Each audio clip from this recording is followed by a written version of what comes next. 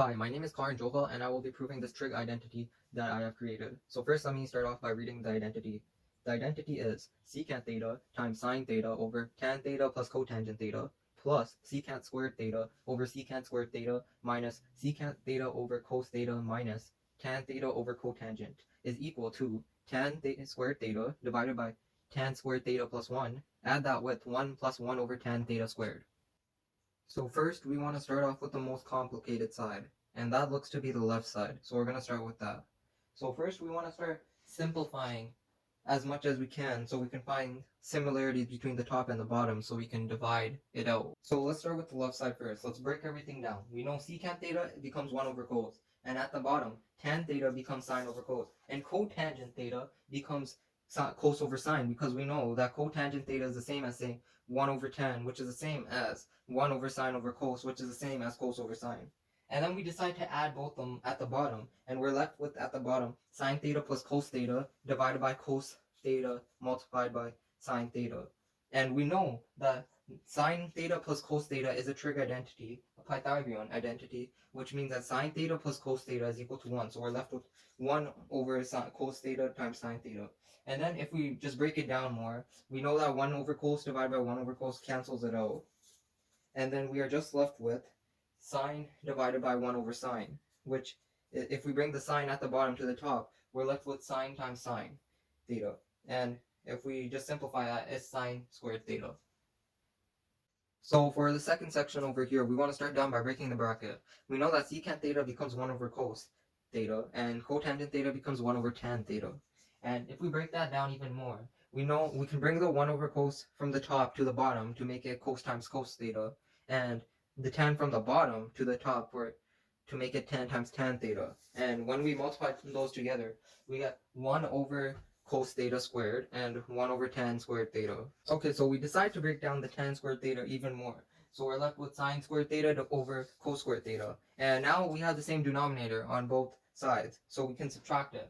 And we're left with 1 over sine squared theta over cos squared theta. And now we got another Pythagorean identity here. Cos squared theta equals 1 minus sine squared theta. So we have cos squared theta at the top and cos squared theta at the bottom. So that means it becomes 1. And now we're left with just secant squared theta over secant squared theta minus 1. And we got another trig identity here. We know that secant squared theta minus 1 is equal to tan squared theta. And we're left with just secant squared theta over tan squared theta. And if we break that down, put it left to right so it's easier to see, we're left with 1 over cos squared theta divided by sine squared theta over cos squared theta. And we can cancel out the cos squared, so we're left with just 1 over sine squared theta, which is the same as saying cosecant squared theta. Okay, now for the right side. Right off the bat, we can tell that tan squared theta plus 1 is a trig identity, which is secant squared theta. Now we're left with just tan squared theta over secant squared theta. And if we bring it to the left and right so it's easier to see, we know that tan squared theta breaks down to sine squared theta divided by cos squared theta, and secant squared theta breaks down to 1 over cos squared theta.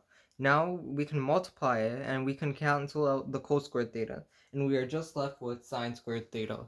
With just one more section of the trig identity left to simplify, we can start off by knowing that tan squared theta is the same as cos squared theta over sine squared theta. We did this before. We know it's a reciprocal identity.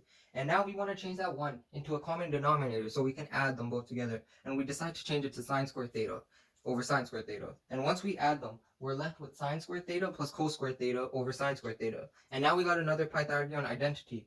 We know that sine squared theta plus cos squared theta is 1. So now we're just left with 1 over sine squared theta, which simplified is cosecant squared theta. Because we have sine squared theta plus cosecant squared theta on both sides, that confirms our trig identity that left side does equal right side. So, how did I create my trig identity problem? I decided to start off with sine squared theta plus cosecant squared theta equals sine squared theta plus cosecant squared theta. So for the first sine squared theta, I just did it normally. I broke it down until I reached this point of the 1 over cosine squared theta. I decided to add a Pythagorean identity, which is sine, which means 1 equals sine over cos squared theta. And yeah, I just broke that down normally. And then for cosecant squared theta, I decided to break that down normally till a point where I got to sine secant squared theta divided by secant squared theta minus 1. And then I decided to take a whole other route with that 1 and make that into its own little trig problem that you have to solve. So yeah.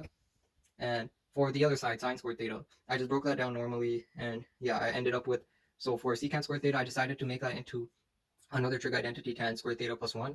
For the last part, cosecant squared theta, I decided to change the 1 into, what do you call it, a Pythagorean identity, which was sine squared theta plus cos squared theta. And then I broke that down even more, and because they had the same top and the sine squared theta was the same from top and bottom, I decided to create that into a 1. And then basically just turn the right side, cos squared theta divided by sine squared theta, into cotangent, which is the same as 1 over tan squared theta.